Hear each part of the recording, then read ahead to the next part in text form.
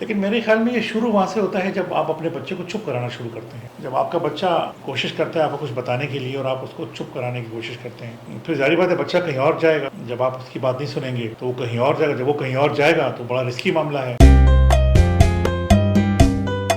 سر, والدین اور بچوں کے درمیان سب سے بڑا فاصلہ کہاں سے شروع ہوتا ہے؟ آج کل تو والدین اور بچوں کے درمیان فاصلے کافی کم ہو گئے ہیں. پرانے زمانے میں تو بہت زیادہ فاصلے ہوتے تھے. لیکن میرے خیال میں یہ شروع وہاں سے ہوتا ہے جب آپ اپنے بچے کو چپ کرانا شروع کرتے ہیں. جب آپ کا بچہ کوشش کرتا ہے آپ کو کچھ بتانے کے لیے اور آپ اس کو چپ کرانے کی کوشش کرتے ہیں, پھر ظاہر بات ہے بچہ کہیں اور جائے گا. جب آپ اس کی بات نہیں سنیں گے تو وہ کہیں اور جائے گا. جب وہ کہیں اور جائے گا تو بڑا رسکی معاملہ ہے. اگر وہ کسی اچھے جگہ پر اس نے بات پوچھ لی, کسی سے بات کر لی, تو اس کو شاید کوئی گائیڈ کر دے گا اچھا. لیکن زیادہ تر یہی ہوتا ہے کہ وہ اچھی جگہ پہ نہیں پہنچ پاتا, وہ غلط جگہ پر پہنچ جاتا ہے, جس کی وجہ سے اس کو مس گائیڈ کیا جاتا ہے. تو والدین کو اپنے بچوں کو اپنا دوست, اپنا بڈی بنانا بڑا ضروری ہے کہ آپ کے جو بچے ہیں وہ آپ کے بچوں کے ساتھ ساتھ آپ کے بڈیز بھی ہوں. آپ سختی بھی کریں ان پہ. دیکھیں وہی بات ہے کہ جہاں پر سختی کی ضرورت ہے وہاں پر آپ کو سخت اور فرم ہونا چاہیے بچوں کے ساتھ, ان کے بھلے کے لیے. مطلب وہ بھی آپ ان کو سمجھانا ہے کہ یہ آپ کی بھلائی کے لیے ہم آپ کے ساتھ سختی کرتے ہیں. یعنی اگر ایک بچہ کہتا ہے کہ جی میں نے سارا وقت اور ساری رات میں نے موبائل سے کھیلنا ہے, تو اب یہ بچے کے لیے غلط ہے. تو hair the parents they have to be strict and they have to be firm, and آپ نے بچوں کو سمجھانا ہے کہ this will not happen, this cannot happen. آپ نے پڑھنا بھی ہے, آپ نے نماز بھی پڑھنی ہے, آپ نے سوشلائزنگ بھی کرنی ہے, آپ نے باہر